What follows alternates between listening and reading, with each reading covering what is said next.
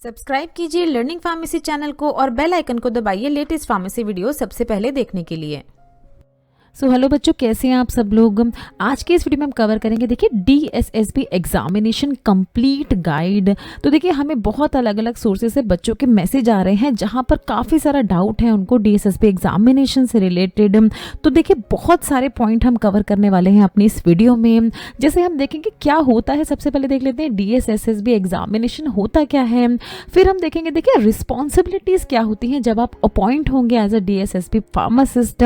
तो क्या क्या काम करने पड़ेंगे आपको, क्या क्या रिस्पॉन्सिबिलिटीज दी जाएंगी आपको, जो कि बहुत कम बच्चों को पता होता है इसके बारे में। फिर क्या है देखिए आपको कहाँ जॉब मिलेगी जब आप इस फार्मासिस्ट पोस्ट के लिए सिलेक्ट हो जाते हैं। तो कौन कौन से ऐसे एरियाज है जहां पर आपको जॉब यानी जहां पर आपको अपॉइंटमेंट मिलेगी।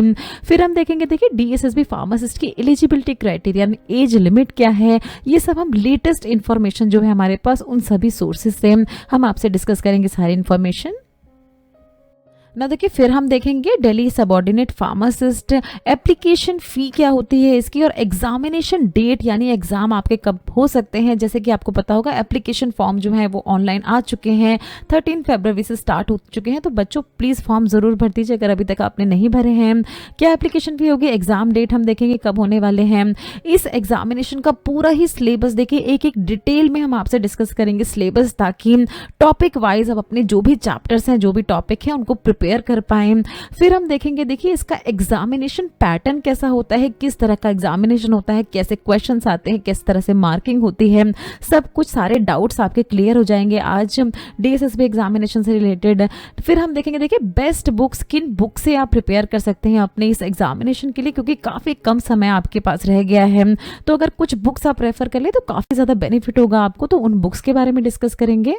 देखिए फिर देखेंगे बहुत ही इंपॉर्टेंट, देखिए इस तरह के एग्जामिनेशन को आपको किस तरह से प्रिपेयर करना है, प्रिपरेशन टिप्स हम आपसे डिस्कस करेंगे। अगर ये प्रिपरेशन टिप्स आप फॉलो कर लेते हैं तो हम मेक श्योर करते हैं कि आप किसी भी तरह के एग्जामिनेशन में काफ़ी अच्छा परफॉर्मेंस दे सकते हैं। तो जब वो हम टिप्स आपसे डिस्कस करेंगे तो आपको पता चल जाएगा किस तरह की वो बहुत ही यूज़फुल टिप्स होंगी आपके लिए। फिर देखिए बहुत सारे बच्चों के मन में बहुत सारे डाउट्स रहते हैं, तो उनको हम क्लियर करेंगे अपने DSSB pharmacist frequently asked questions हम देखेंगे जो बहुत सारे बच्चे जनरली पूछते हैं इस एग्जामिनेशन से रिलेटेड। और फिर देखेंगे सैलरी कितनी मिल सकती है आपको अगर आप as a DSSB pharmacist appoint हो जाते हैं। इसमें भी बच्चों को कंफ्यूजन रहती है, ग्रॉस सैलरी, नेट सैलरी, पे स्केल और अलाउंस कितना मिल सकता है। तो सब कुछ पॉइंट वाइज हम अच्छे से डिस्कस करेंगे अपने आज की इस वीडियो में। तो बच्चों कोई भी पॉइंट मिस ना करें, वीडियो को एंड तक जरूर देखें। सबसे पहले देख लेते हैं जो बच्चे एग्जामिनेशन दे रहे हैं आपको जानना जरूरी है कि क्या है ये DSSB। तो देखिए ये जो DSSB है इसको Delhi subordinate service selection board कहते हैं। ये एक पूरा ही ऐसा बोर्ड होता है जो इस तरह के एग्जामिनेशन कंडक्ट कराता है ताकि हाईली स्किल्ड प्रोफेशनल्स जो है ये इनको मिल पाए अपने डिपार्टमेंट के लिए। कहाँ के लिए एग्जामिनेशन होते हैं, देखिए कहाँ के बच्चों के लिए एग्जामिनेशन होते हैं। तो जो national capital territory of Delhi आप देख रहे हैं, NCR के रीजन, यहाँ के बच्चे जो है वो अप्लाई कर सकते हैं इस तरह के DSSB एग्जामिनेशन के लिए। या अगर आप किसी और स्टेट से हैं तो आपको ट्रांसफ़र करने को बोला जाता है। अपना जो फार्मेसी का लाइसेंस है वो आपको दिल्ली में ट्रांसफ़र करना पड़ेगा अगर आपको इस DSSB फार्मासिस्ट जैसा अपॉइंट होना है। तो ये आपको पता चल गया कि ये एक तरह का बोर्ड है जो कि एग्जामिनेशन करवाता है नेशनल कैपिटल रीजन यानी NCT ऑफ दिल्ली में ना। देखिए अब आपने एग्जाम दिया जब फार्मासिस्ट का, DSSB फार्मासिस्ट का, और जब आप सिलेक्ट हो गए तो कहाँ कहाँ आपको जॉब मिल सकती है ये पता होना भी आपके लिए बहुत ज़रूरी है। सबसे पहले बात करते हैं देखिए गवर्नमेंट हॉस्पिटल स्कीम। तो बहुत सारे अलग अलग गवर्नमेंट हॉस्पिटल होते हैं जो कि ये दिल्ली सबऑर्डिनेट के अंडर आते हैं। ये अपने जो फार्मासिस्ट होते हैं उनको इस तरह के गवर्नमेंट हॉस्पिटल्स में जॉब देते हैं। तो आपको बहुत ही आसानी से जॉब मिल जाएगी इन तरह के हॉस्पिटल्स में, जो कि ये खुद ही आपको अपॉइंट करेंगे। फिर बात करेंगे हेल्थ सेंटर स्कीम। तो इसी तरह से देखिए बहुत सारे हेल्थ सेंटर्स भी होते हैं दिल्ली और NCT ऑफ दिल्ली में, जहां पर आपको एज अ फार्मासिस्ट जॉब मिल सकती है। मेडिकेशंस को डिस्पेंस करने का आपका काम होगा। फिर बात करेंगे गवर्नमेंट क्लिनिक्स के, जो कि बहुत ही ज़्यादा अभी ओपन हो रहे हैं दिल्ली और जो national capital region of Delhi है वहाँ पर। तो उन तरह के क्लिनिक्स एंड पॉली क्लिनिक्स में आपको काम करने का मौका मिल सकता है। और बात करेंगे जो दूसरे गवर्नमेंट हेल्थ केयर इंस्टीट्यूशंस होते हैं, ये देखिए ये हो सकते हैं रिहैबिलिटेशन सेंटर्स। रिहैबिलिटेशन सेंटर कुछ स्पेसिफिक सेंटर्स होते हैं जहाँ जो बीमार लोग होते हैं, जो किसी तरह से एडिक्टेड होते हैं, उनको लाया जाता है। तो वहाँ एज अ फार्मासिस्ट की आपको जॉब मिल सकती है। या कुछ ऐसे स्पेशल क्लिनिक्स होते हैं जहाँ पर आपको, ये सारी ही गवर्नमेंट ऑर्गेनाइजेशन ही होती है, तो यहाँ पर आपको एज अ फार्मासिस्ट अपॉइंट किया जा सकता है जब आप इस तरह का DSSP एग्जामिनेशन अपना क्लियर कर लेते हैं। ना देखिए रिस्पॉन्सिबिलिटीज़ क्या क्या होंगी अगर आप जिन जगह की अभी हमने बात की, हॉस्पिटल्स वगैरह में अगर आप अपॉइंट होते हैं एज अ फार्मासिस्ट, तो क्या क्या काम आपको करने पड़ेंगे। तो देखिए जो सारे फार्मासिस्ट करते हैं वैसे ही काम आपको यहाँ भी करने पड़ेंगे। मेडिकेशंस को प्रॉपरली डिस्पेंस करना होगा पेशेंट्स को, उनके साइड इफेक्ट्स के बारे में उनको मेक श्योर करना होगा कि उनको पता हो पेशेंट्स को जो भी वो दवाई ले रहे हैं। ओवर द काउंटर मेडिकेशंस जो है उनके बारे में प्रॉपर नॉलेज देनी होगी आपको, जो भी पेशेंट्स हैं उनको। फिर क्या है देखिए पेशेंट्स की हेल्थ वगैरह को मॉनिटर कर सकते हैं आप। काफ़ी सारी जगह पे आपने देखा होगा कि फार्मासिस्ट ही ये जो BP वगैरह मेजरमेंट होते हैं वो करते हैं। तो इस तरह के काम आपको किए जा सकते हैं आपके द्वारा। प्रॉपर रिकॉर्ड मेंटेन करना होगा आपको पेशेंट्स का और सारी ही मेडिकेशंस का जो भी आप डिस्पेंस करते हैं। एंड आपको जो दूसरे हेल्थ केयर प्रोफेशनल्स हैं उनसे कोलैबोरेट करना पड़ेगा, अपनी नॉलेज को शेयर करना होगा ताकि बेनिफिट हो पाए, जो भी पेशेंट केयर है उसमें ज़्यादा ऑप्टिमाइज आप रिजल्ट शो कर पाए। बात करें देखिए एलिजिबिलिटी क्राइटेरिया और एज लिमिट की, तो ये जो अभी हाल ही में इनका आया है नोटिफिकेशन, उसके अनुसार आपके पास देखिए B फार्मा की डिग्री यानी बैचलर ऑफ फार्मेसी होना चाहिए, रिकॉग्नाइज इंस्टीट्यूट से आप पास आउट होने चाहिए, रजिस्टर्ड फार्मासिस्ट होने चाहिए। और अगर जैसे कि अभी हमने बताया जो भी सिलेक्टेड कैंडिडेट है उनके पास दिल्ली फार्मेसी काउंसिल का रजिस्ट्रेशन होना चाहिए। With in 6 month of joining के अंदर ही आपके पास रजिस्टर्ड फार्मासिस्ट होने चाहिए आप दिल्ली के। तो ये इनकी नोटिफिकेशन में अभी आया है। एज लिमिट की अगर हम बात करें तो नॉट मोर देन 27 ईयर्स तक की एज लिमिट है, जो कि रिलैक्सेशन वगैरह ये देते हैं। जो भी रिजर्व कैटेगरीज हैं उनको 5 साल तक का रिलैक्सेशन हो सकता है। वो आप इनकी ऑफिशियल नोटिफिकेशन पे जाके देख सकते हैं, उसका लिंक हम आपको डिस्क्रिप्शन बॉक्स में दे देंगे बच्चों। Application fees and examination date की अगर हम बात करें तो देखिए जनरल, OBC और जो EWS कैटेगरी है उनके लिए 100 रुपये ये फीस रहने वाली है। जो भी female and schedule caste, schedule tribe और डिसेबिलिटी वाले पर्सन है उनके लिए कोई भी फीस नहीं रहने वाली है। इस फॉर्म को भरने की कोई भी एप्लीकेशन फीस नहीं है। एग्जामिनेशन डेट की अगर हम बात करें तो देखिए टेंटेटिव होते हैं मई से जून के बीच में, कभी भी हो सकते हैं आपके एग्जाम। ये बात करेंगे देखिए इनके एग्जामिनेशन पैटर्न की, तो देखिए इस तरह का टोटल इनका एग्जामिनेशन पैटर्न होता है जहां पर general awareness, general intelligence, arithmetic, numerical ability, Hindi language and English language के आपके देखिए 20 क्वेश्चंस होते हैं, 20 क्वेश्चंस होते हैं। मतलब देखिए हर एक क्वेश्चन जो है 1 मार्क का होता है। तो आपके टोटल यहाँ पर 20 मार्क्स के ये 5 सेक्शन हो गए। अगर 20 मार्क्स के ये 5 सेक्शन है तो मतलब 100 नंबर का आपका ये जो नॉन फार्मा का पार्ट है ये 100 नंबर का हो गया। एंड 6 आप देख रहे हैं सब्जेक्ट कंसर्न मतलब फार्मेसी। तो फार्मेसी के आपके 100 क्वेश्चंस होते हैं जो कि 100 नंबर के होते हैं। 2 घंटे का ये आपका पूरा एग्जामिनेशन होता है और 200 मार्क्स का आपका टोटल एग्जाम होता है ये। तो ये देखिए पूरा एक तरह का एग्जामिनेशन पैटर्न होता है आपके DSSB फार्मासिस्ट का। अब आती है देखिए सबसे इंपॉर्टेंट बात, बच्चों को पता ही नहीं होता है कि नॉन फार्मा सेक्शन में उनको क्या पढ़ना है। तो एक टॉपिक वाइज हम आपको बताएंगे किस तरह से आप प्रिपेयर कर सकते हैं अपने नॉन फार्मा सेक्शन के लिए, जो कि काफ़ी अच्छे खासे नंबर का आता है आपका इन तरह के एग्जाम्स में। जनरल अवेयरनेस में आप देख रहे हैं किस तरह के आपके टॉपिक्स पूछे जाते हैं। एक टॉपिक को आप अच्छे से देख सकते हैं, वीडियो को पॉज कर सकते हैं, या ये पूरा ही चीज़ जो है हम अपने डिस्क्रिप्शन बॉक्स में मेंशन कर देंगे, वहाँ जाके एक पॉइंट आप अच्छे से देखिए बच्चों। फिर हम बात करें देखिए जनरल इंटेलिजेंस रीजनिंग एबिलिटी की, तो किस तरह के आपके टॉपिक्स आते हैं। देखिए एनालॉजी, ऑब्जर्वेशन, प्रॉब्लम सॉल्विंग, इस तरह के टॉपिक्स को आपको प्रिपेयर करना है अगर आपको इस एग्जामिनेशन को क्लियर करना है। अर्थमेटिक एंड न्यूमेरिक एबिलिटी में आप देख रहे हैं परसेंटेज, रेशियो, डिस्काउंट, सैंपल, इस तरह के क्वेश्चन आते हैं। Simple and compound interest, time and work आप देख रहे हैं। एंड फिर English language comprehension and Hindi language comprehension में किस तरह के आपके सिनोनिम्स वगैरह पूछे जाते हैं, ग्रामर, सेंटेंस स्ट्रक्चर वगैरह पूछे जाते हैं। तो ये पूरा ही आपका सेक्शन है किसका, तो नॉन फार्मा सेक्शन है, जो कि आपका आता है काफी अच्छा खासा DSSB एग्जामिनेशन में। फिर बात करें देखिए अपने फार्मा सेक्शन की, बहुत ही इंपॉर्टेंट 100 नंबर के क्वेश्चन आते हैं। किस तरह के क्वेश्चन है देखिए, फार्मास्यूटिकल केमिस्ट्री एक पूरा ही सब्जेक्ट है जहां पर मेन फोकस जो किन किन टॉपिक्स पे किया जाता है वो आपको बता रहे हैं। तो उन टॉपिक्स पे आप जरूर अपने क्वेश्चंस जो है वो प्रिपेयर करें। फार्माकोलॉजी में किन किन टॉपिक्स पे आपसे क्वेश्चन पूछे जाते हैं सब कुछ यहाँ पर देखिए मेंशन कर रहे हैं। क्योंकि वीडियो में हमारे पास कम टाइम है तो इसीलिए बहुत ज़्यादा एक्सप्लेन नहीं करेंगे, हम इसको डिस्क्रिप्शन बॉक्स में दे देंगे बच्चों, वहाँ से जाके एक टॉपिक को आप देखें और इस पर अपने MCQs जो हम अपने चैनल पर डालते रहते हैं वो आप प्रैक्टिस कर सकते हैं।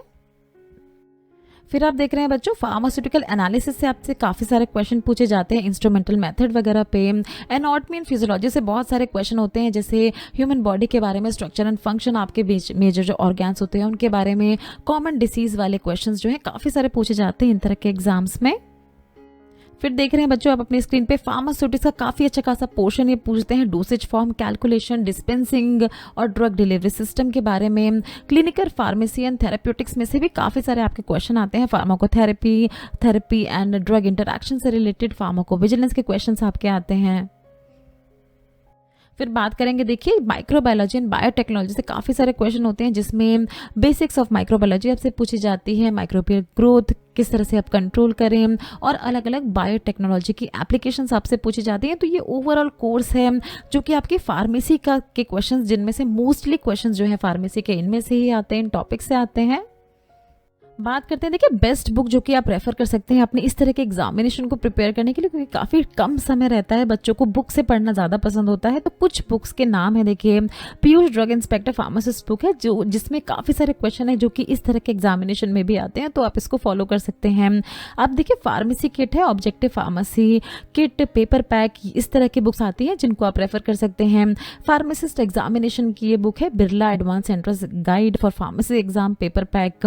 इन सभी के लिंक जो है बच्चों आपको डिस्क्रिप्शन बॉक्स में हम दे देंगे, वहां से जाके आप इनको देख सकते हैं। बाकी हम अपने चैनल पे एमसीक्यूज जितने डालते हैं उनको अगर आप प्रैक्टिस करेंगे तो काफी ज्यादा बेनिफिट होगा आपको अपने इन तरह के एग्जामिनेशंस में। बात करेंगे, देखिए जीके की कुछ ऐसे बुक्स जो कि काफ़ी अच्छी हो सकती हैं आपकी इन तरह के एग्जामिनेशन में प्रिपरेशन करने के लिए। सबसे पहले देखिए ल्यूसेंट जनरल नॉलेज, और सेकंड बुक जो है वो अरिहंत जनरल नॉलेज की बुक है। इन दोनों का लिंक भी हम आपको डिस्क्रिप्शन बॉक्स में दे देंगे। बच्चों देखिए, जो नॉर्मल आपके आसपास सराउंडिंग में हो रहे हैं, न्यूज़ वगैरह आप सुन सकते हैं, डेली अपने आप को अपडेट रखिए, क्योंकि इनके भी क्वेश्चन आते हैं आपके एग्जाम्स में। तो आप न्यूज़ सुन सकते हैं, न्यूज़पेपर पढ़ सकते हैं, इन तरह की बुक से भी प्रिपेयर कर सकते हैं अपने इस तरह के जनरल नॉलेज के सेक्शन को। अब देखिए बात करेंगे कुछ बहुत ही इंपॉर्टेंट प्रिपरेशन टिप्स की, जिनकी मदद से आप किसी भी एग्जामिनेशन में जा रहे हैं बहुत ज़्यादा बेनिफिट होगा अगर आप इन टिप्स को फॉलो कर लेते हैं। सबसे पहले देखिए अंडरस्टैंडिंग द सिलेबस। अब देखिए हर एक एग्जामिनेशन का अपने एक प्रॉपर सिलेबस होता है, उस सिलेबस के अकॉर्डिंग ही आपको अपनी स्टडी करनी है। कुछ भी ज़्यादा नहीं पढ़ना है, कुछ भी कम नहीं पढ़ना है, बस जो आपसे एग्जामिनेशन में पूछना आना है आपके एग्जामिनेशन में, बस उसी को आपको पढ़ना है, फॉलो करना है। सेकेंड, अगर हम बात करें देखिए स्टडी मटेरियल, तो हर एक एग्जामिनेशन में जाने से पहले कुछ आपको पढ़ाई करनी होती है, कुछ नोट्स आपको बनाने होते हैं, कुछ ऑनलाइन नोट्स अवेलेबल होते हैं, कुछ आपको बुक्स को रेफर करना होता है। तो सारा स्टडी मटेरियल आपके पास होना चाहिए जब भी आप प्रिपरेशन कर रहे हो अपने किसी भी तरह के एग्जामिनेशन की। थर्ड हम बात करें, देखिए एक स्टडी शेड्यूल बनाना बहुत ज़रूरी है। किसी भी तरह की चीज़ आप कर रहे हो, कोई भी एग्जामिनेशन जा रहे हो देने, स्टडी शेड्यूल आपका ज़रूर होना चाहिए। किस दिन आपको जनरल नॉलेज अपनी प्रिपेयर करनी है, किस दिन आपको अपना कोई पर्टिकुलर चैप्टर या पर्टिकुलर टॉपिक पे एमसीक्यूज़ को प्रैक्टिस करना है, किस दिन आपको अपने टेस्ट पेपर जो कि प्रीवियस ईयर में आ चुके हैं उनको प्रैक्टिस करना है। पूरा ही आपको शेड्यूल बनाना बहुत ज़रूरी है किसी भी एग्जामिनेशन में जाने से पहले बच्चों। फिर है देखिए प्रैक्टिस करना है रेगुलरली, आपको कोई भी गैप आप नहीं छोड़े। देखिए हर दिन कुछ कुछ आप कवर करने की कोशिश करें, कोई एक टॉपिक ले लें जिसमें कुछ करने का आपको मन नहीं है। तो सबसे इजी जो चीज़ें हैं, जैसे न्यूज़ आप देख सकते हैं, अपने आसपास क्या चल रहा है, जनरल साइंस में आपका क्या चल रहा है, साइंस एंड टेक्नोलॉजी में क्या चल रहा है, उसके बारे में कुछ आप वीडियोस देख सकते हैं। बट रेगुलर आपको प्रैक्टिस करनी है, रेगुलर टच में रहना है सब्जेक्ट के, फोकस करना है बेसिक्स पे। जैसे कि अभी हमने बताया आपको कि फार्मेसी में कुछ कुछ देखिए बेसिक चीज़ें हैं जो कि आने वाली हैं, उन चीज़ों को आप ज़रूर पढ़ें, और उसके बाद अगर आपको टाइम मिलता है तो और चीज़ें आप पढ़ सकते हैं। बट जो बेसिक्स हैं उन पे आप ज़रूर फोकस करना है, जो जो आपसे पूछा जाना है किसी भी एग्जामिनेशन में। फिर हम बात करेंगे, देखिए स्टे अपडेटेड, अपने आप को अपडेट रखना है आपको, जो भी आपके आसपास हो रहा है न्यूज़ में, न्यूज़पेपर के थ्रू आपको सारी ही इन्फॉर्मेशन आपको पता रहनी चाहिए। फिर हम बात करें, देखिए रिवीजन की बहुत ज़्यादा ज़रूरत है। जो भी आपने पढ़ा है उसको आपको रिवाइज ज़रूर करना है, क्योंकि हम भूलते रहते हैं जो पुरानी चीज़ें होती हैं। तो रिवीजन ज़रूर करें अपने एंड टाइम के लिए, लिए नोट्स बना के रख लें ताकि उनको आप रेफ़र कर पाएँ। अब अगर आपको किसी से गाइडेंस की ज़रूरत है, कुछ आपको पूछना है, कहीं आप अटक रहे हैं, तो आप अपने सीनियर्स वगैरह से, अपने टीचर्स वगैरह से किसी तरह की गाइडेंस भी ले सकते हैं। बहुत ज़रूरी है। हेल्दी रहना है बच्चों, आपको बिल्कुल भी बीमार नहीं पड़ना है, बिल्कुल भी टेंशन में नहीं आना है, अपना ख्याल रखना है, अच्छी डाइट लेनी है, हेल्दी रहना है, पॉजिटिव रहना है। अब देखिए ये एग्ज़ाम एक तरह का एग्जामिनेशन है, इस तरह के बहुत सारे एग्जामिनेशन आपके आगे भी आएंगे। अपने आप को मोटिवेटेड रखना है, पॉजिटिव रखना है, अच्छा से अच्छा परफॉर्म करेंगे इसका वादा करना है खुद से, बट बिल्कुल भी डिप्रेस नहीं होना है, बस अपनी तैयारी पे ध्यान देना है आपको ना। देखिए कुछ क्वेश्चंस है जो कि बच्चों के मन में बहुत ज़्यादा रहते हैं इन तरह के एग्जामिनेशन से रिलेटेड। तो बच्चे पूछते हैं कि किस तरह का सिलेबस उनको पढ़ना है इस तरह के एग्जामिनेशन के लिए। तो हमने पहले ही आपको बताया किस तरह के आपके सब्जेक्ट्स आने वाले हैं, आप पढ़ सकते हैं आंसर में। सेकंड क्वेश्चन उनका रहता है देखिए कि जनरल अवेयरनेस में किस तरह के टॉपिक उनको पढ़ने हैं। तो यहाँ हमने सारा आपको एक्सप्लेन किया है किस तरह के टॉपिक्स पे आपको फोकस करना है अपने जनरल अवेयरनेस के सेक्शन में। फिर देखिए बच्चों के मन में डाउट रहता है कि किस तरह का पैटर्न होगा इस एग्जामिनेशन का। तो हमने बताया था 200 नंबर का क्वेश्चन होते हैं, 100 मार्क्स के आपके दोनों ही सेक्शन होते हैं। नेगेटिव मार्किंग होती है क्या? तो बिल्कुल नेगेटिव मार्किंग होती है, 1/4 नेगेटिव मार्किंग होगी अगर आप गलत जवाब देंगे। ड्यूरेशन क्या होता है? तो 2 घंटे यानी 120 मिनट का आपका ये एग्जामिनेशन होता है। कि सैलरी की अगर बात करें हम एज अ फार्मासिस्ट, तो इसको हमने देखिए 4 सेक्शन में डिवाइड किया है। सबसे पहले होती है पे स्केल। पे स्केल क्या होती है? एक रेंज दी जाती है आपको सैलरी की, जिसके बीच में आपको वो सैलरी मिल सकती है जब आप एज अ फार्मासिस्ट अपॉइंट हो जाते हैं। अब होती है देखिए बेसिक पे। बेसिक पे क्या होती है? ये एक प्रॉपर सैलरी होती है जो कि अकॉर्डिंग टू एम्प्लॉयज़ उनको दी जाती है। पे स्केल में देखिए फ्लक्चुएशन होता है मिनिमम टू मैक्सिमम तक, बट बेसिक पे आपकी एक एक्यूरेट सैलरी होती है जो आपको मिलती है सब कुछ काउंट करने के बाद आपका। फिर होती है देखिए अलाउंस। अलाउंस में डीएसएसबी फार्मासिस्ट को बहुत सारे अलाउंस जैसे dearness allowance, house rent allowance, transportation allowance, ये सारे अलाउंस मिल सकते हैं। और फिर आती है देखिए ग्रॉस सैलरी जो कि सम टोटल होता है किसका? आपका बेसिक पे का एंड आपका अलाउंस का। तो आई होप आपको समझ में आया गया होगा पे स्केल का क्या मतलब होता है। ये वेरिएशन होती है सैलरी में, मिनिमम टू मैक्सिमम तक आपको मिल सकती है। बेसिक पे आपकी फिक्स्ड सैलरी होती है। अलाउंस आपको सब कुछ आपके स्टेट के बेस पे मिलता है, जो भी वो प्रोवाइड कर सकते हैं। एंड ग्रॉस सैलरी आपका बेसिक पे प्लस अलाउंस का सम होता है। तो इसके बेस पे अगर हम चलें तो डीएसएसबी फार्मासिस्ट जो अपॉइंट हो जाते हैं उनको 30,000 से 90,000 रुपये पर मंथ तक की सैलरी मिल सकती है स्टार्टिंग में। थैंक्स फॉर वॉचिंग बच्चों, आई होप आपको कुछ इन्फॉर्मेशन मिली होगी डीएसएसबी फार्मासिस्ट से रिलेटेड। नेक्स्ट वीडियो में हम देखेंगे किस तरह से बन सकते हैं आप रेलवे फार्मासिस्ट। तो बच्चों वीडियो अच्छी लगी हो तो वीडियो को लाइक ज़रूर करें, चैनल को सब्सक्राइब ज़रूर करें, इसी तरह से हमें अपना सपोर्ट दिखाते रहें। कोई भी अगर डाउट है आपके मन में तो नीचे दिए गए कमेंट सेक्शन में आप हमसे कुछ भी पूछ सकते हैं। ये कुछ हमारे रिलेटेड वीडियोस के लिंक है जिन पे क्लिक करके आप इनको देख सकते हैं। दोस्तों लर्निंग फार्मेसी पे आने के लिए और ये वीडियो देखने के लिए आपका बहुत बहुत शुक्रिया। मिलते हैं अगले वीडियो में।